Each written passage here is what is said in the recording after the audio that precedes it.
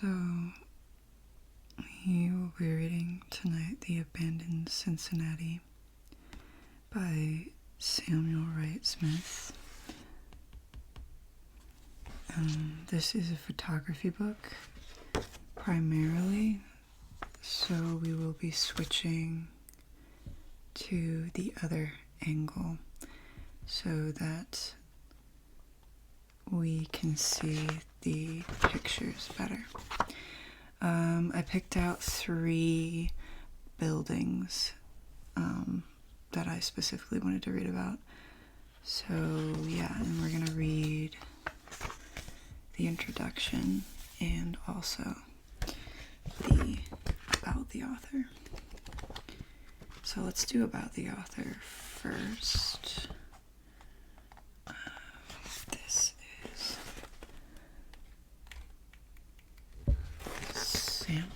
Samuel Wright Smith, yeah.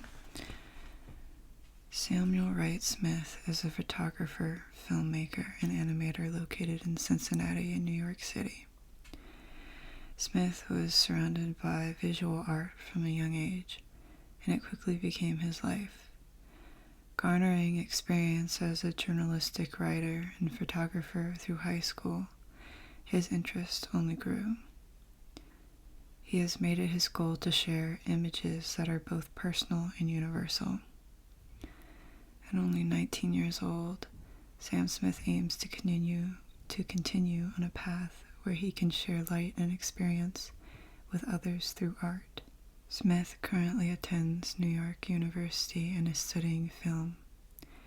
To see more of Sam Smith's work, visit www.samsmith.net and follow at samsmith33 on Instagram.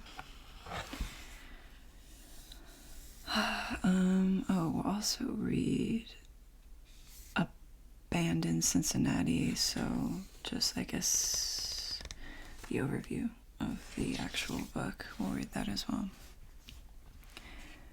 Dust, shards of glass, gravel, and grit coat heavy vines that spiral down empty stairs. They're more than concrete and steel. As nature takes over abandoned buildings, they come alive. Through journalistic and experimental photographs, Sam Smith aims to capture the unique architectural character, mood, and mind of Cincinnati's dilapidated buildings.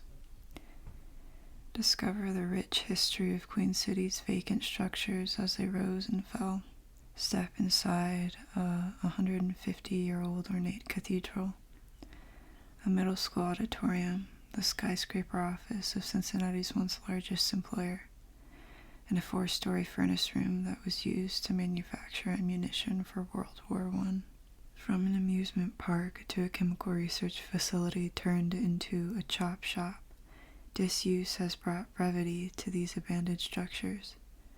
Experience the ruins of Queen City as they find new life through decay. Okay. And now we read the introduction. And then it hits me, that oh so distinct smell.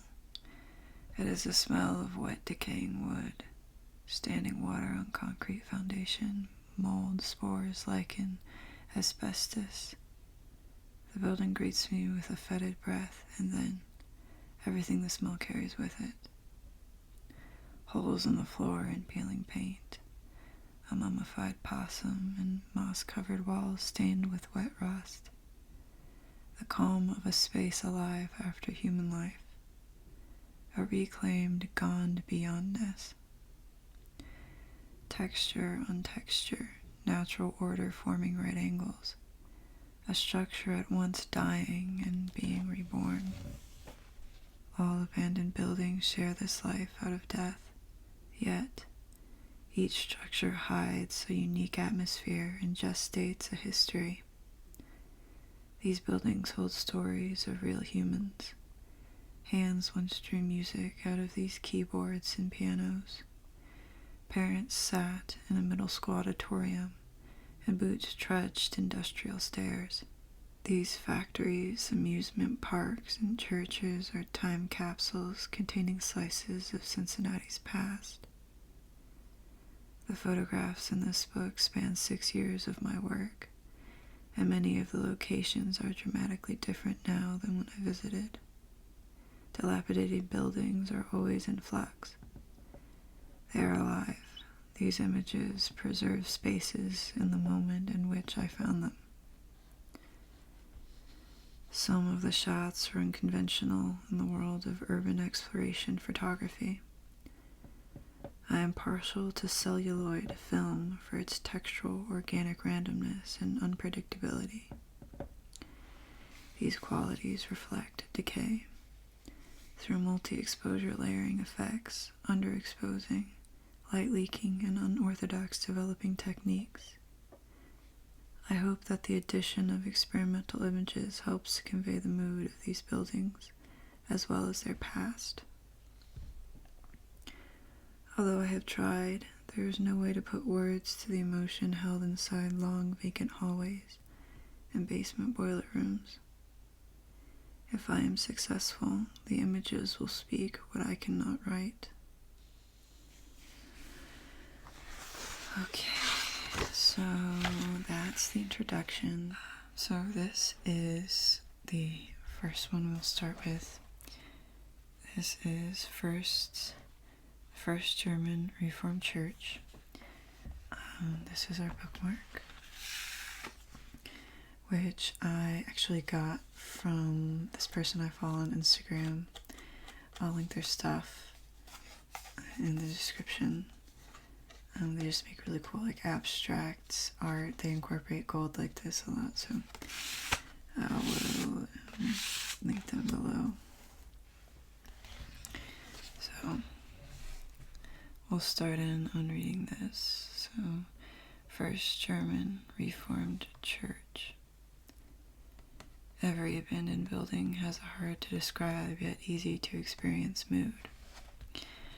In part, the soul of a building comes from its history, the objects inside, and the architecture.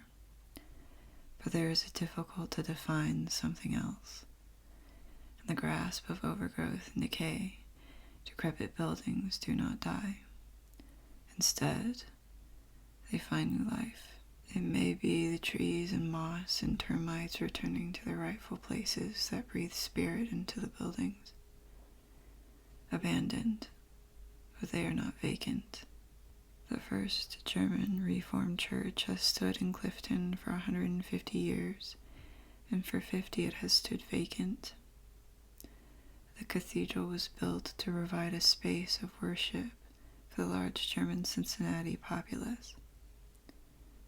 In 1918, due to rising anti-German sentiments during the First World War, the church changed its name to the Freeman Avenue United Church of Christ. As the Clifton Heights population shifted culturally and economically, the church saw attendance decline. In 1970, the congregation relocated. Robes, books, cans of applesauce, flags, and pianos were left behind. And also, each photo has a little description at the bottom that I'll read as well. The ornate windows and shutters on the steeples of the First German Reformed Church.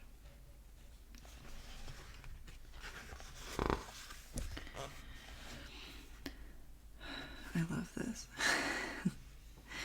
I think that's what it was celluloid. I think that's what they were referring to when they were talking about light leaks, but that's so cool, and that pops up a few times, I think, in some of the different photos and locations and stuff, but that is very pretty. Okay. So this first photo reads, the front entrance of the First German Reformed Church. The Gothic Revival-style stonework and arches help to create a stunning piece of architecture.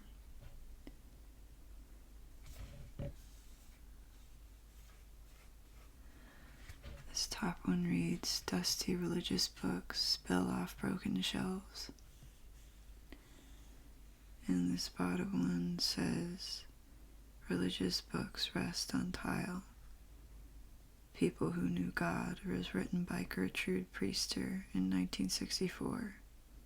Hundreds of books were scattered throughout the bottom floor of the church. It also might be Priester, but I'm not 100% sure.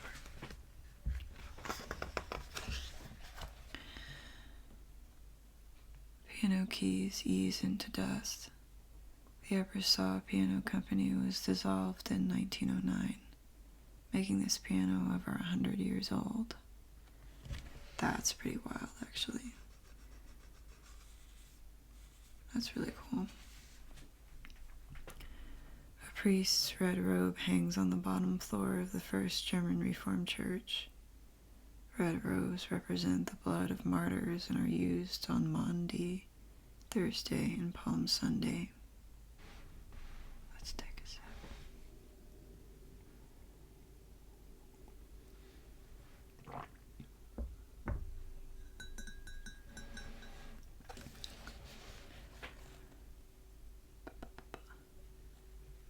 For decades, First German Reformed sat sealed and incubating decomposition. In 2012, musician Foxy Shazam filmed a video for his song "I Like It" and amassed 2.7 million views on YouTube. In the music video, a party is thrown in the Church of Rock and Roll. In 2017, the building was purchased by Joe Weiderman for the Cincinnati Rock Climbing Gym. As of 2020, the shale roof has already been replaced with more modern shingles, and structural improvements have been made. Here's that lighting again. Light trails illuminate open kitchen cabinets and peeling doorways.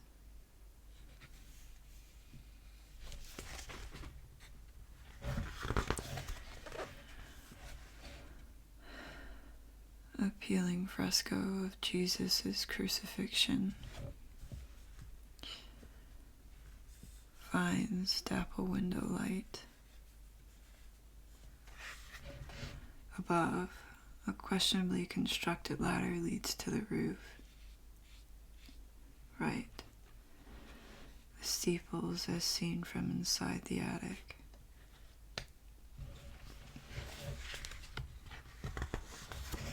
Stained glass in the stairs to the steeple.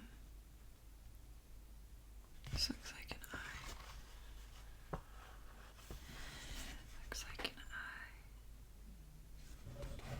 The stairs to the belfry. Above, the water-damaged ceiling of the chapel. The chandelier once hung here. And right, a full moon aligns through the broken stained glass in the front of the church. A ghost waits beneath it. We have, on the top, evening light sears the back of the chapel. Grandiose curves and elegant woodwork converge to help create the mood of a holy space. On the bottom, the front of the chapel, symmetrical painted wooden decorations once hung on either side of the pulpit. We have some lovely graffiti as well. Alright, so that is the First German Reformed Church.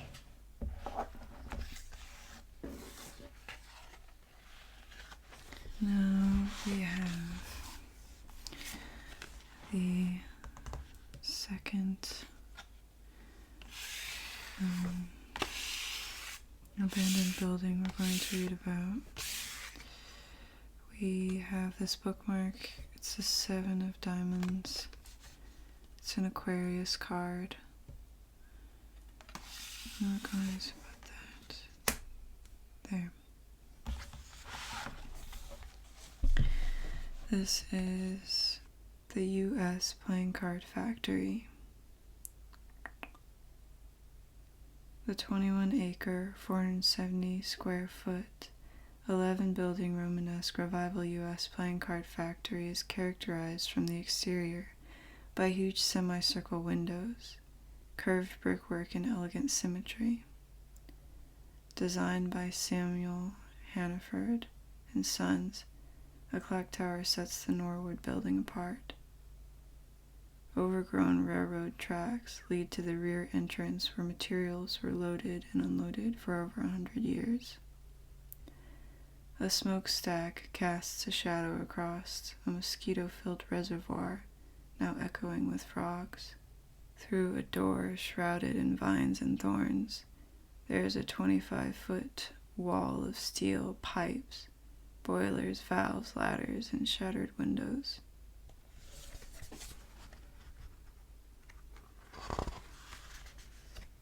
Sunlight breaks through smoke in the boiler room of the U.S. playing card factory. A Bailey fluid meter manufactured in Cleveland, Ohio. The flow rate needle found its final resting place in 2002. Above, one of the many water-matted stacks of steam flow graphs in the boiler room. Right, a Westinghouse brand differential relay panel with a magnet-based graphing device. The panel is three-phased, with boards for distributing electricity to different buildings.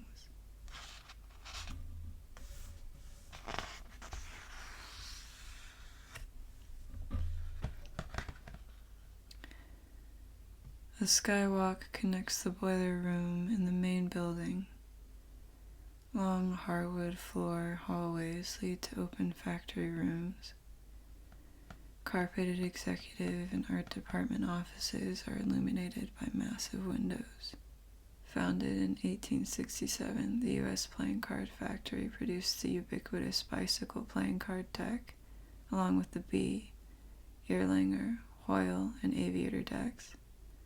Additionally, the factory created casino specialty cards and poker chips. Construction on the Norwood facility began at the end of the 1800s and continued for over 200 years. In 2008, the company moved to Erlanger, Kentucky, and continues to be one of the largest playing card manufacturers in the world. U.S. playing cards are made with 11,000-pound rolls of paper and linen sandwiched with a special-made black glue. Cards were made on poster-sized printouts and were punched at a rate of 350 cards a minute. Opposite above,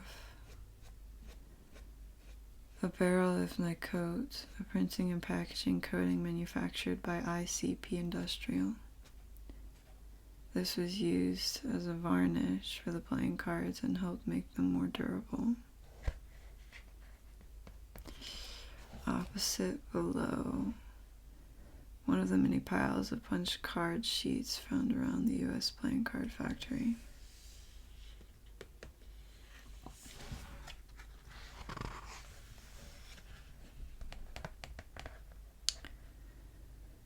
This is so cool. I would be so tempted to steal one of these if I was in this building. That would disrupt the atmosphere though, so I wouldn't, but they're just right there. Cards that never made it out to the punching machine rest on a conveyor belt.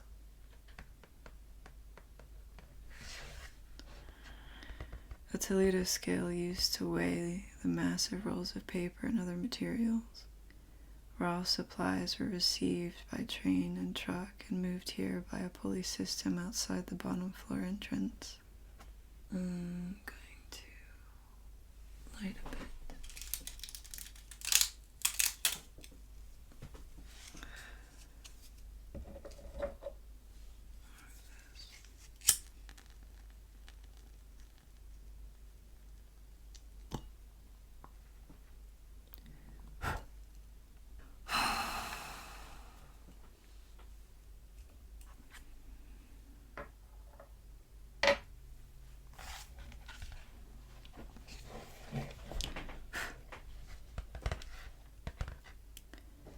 World War II, the Red Cross delivered U.S. playing cards to Allied prisoners of war in Germany. When wet, the cards would peel into and reveal a secret. Inside the cards, puzzle pieces of a map revealed possible escape routes. Similarly, the company's cards were utilized as a tool for psychological warfare in the Vietnam War. As a result of French occupation, the Vietnamese acquired a belief of card-based fortune-telling. In the tradition of card reading, an ace of spades is known as the death card. The U.S. playing card company supplied specially made ace of spade decks bearing Lady Liberty or skull and crossbones to soldiers. American troops scattered cards on forest floors and placed them in the mouths of dead Viet Cong soldiers.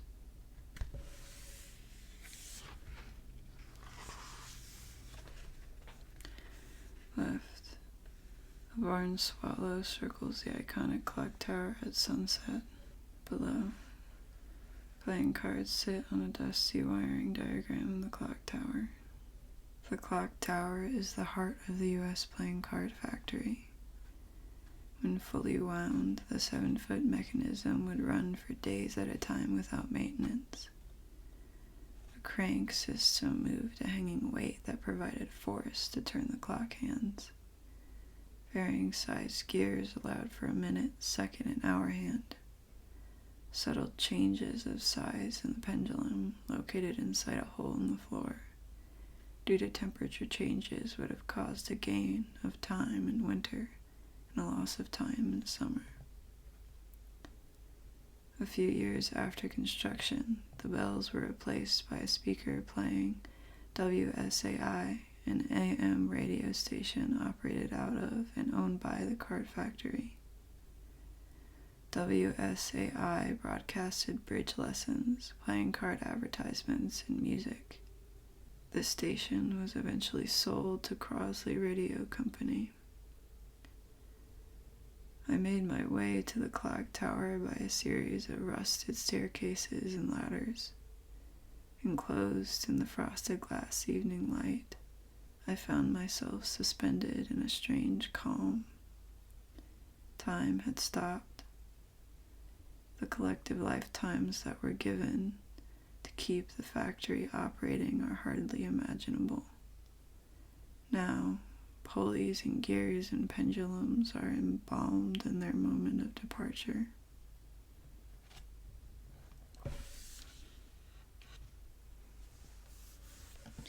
The clock heart.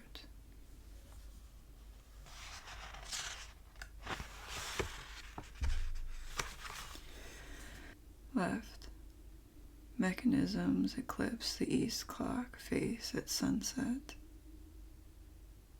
Below, gears, levers, pulleys, cranks, and weights kept the entirely mechanical clock ticking over Norwood until the 2000s. Twilight bathes warehouses and pylons. A 35mm triple exposure of a suspended moment. That's dope.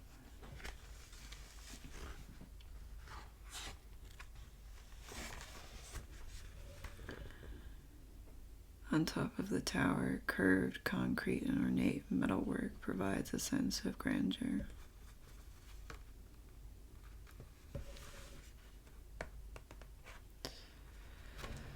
So that was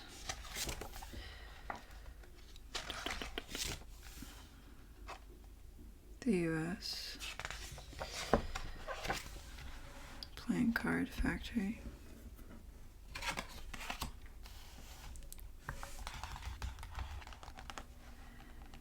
This is Loveland Predestinarian Baptist Church, and our bookmark is a $1 bill.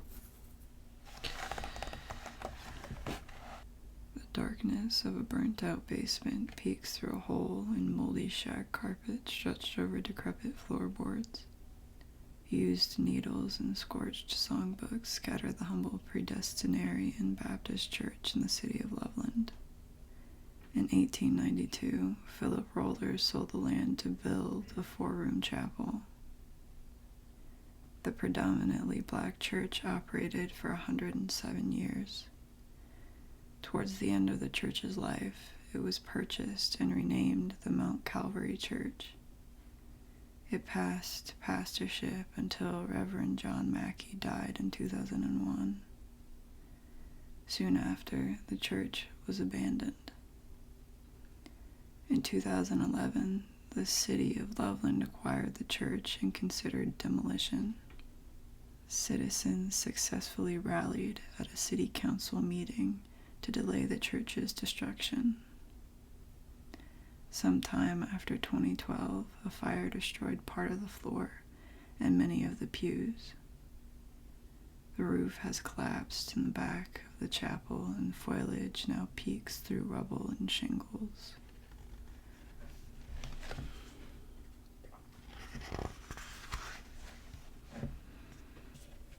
Light streams through the front of Loveland Predestinarian Baptist Church, Mount Calvary Church. Evening light illuminates pews and moldy carpet. A torn painting of Jesus. It once read INRI, an acronym that translates to Jesus the Nazarene, King of the Jews. The preacher's vantage of burnt pews. A charred Bible rests on the pulpit. This photo is very striking to me.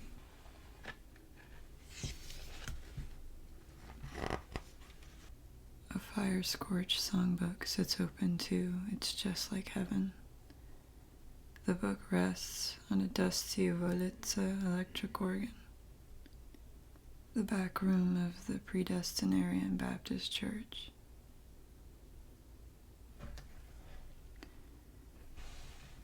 The Loveland Predestinarian Baptist Church exterior.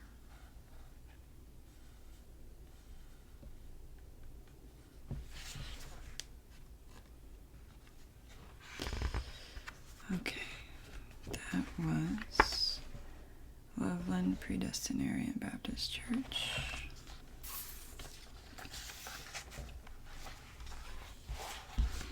That was a pretty short one.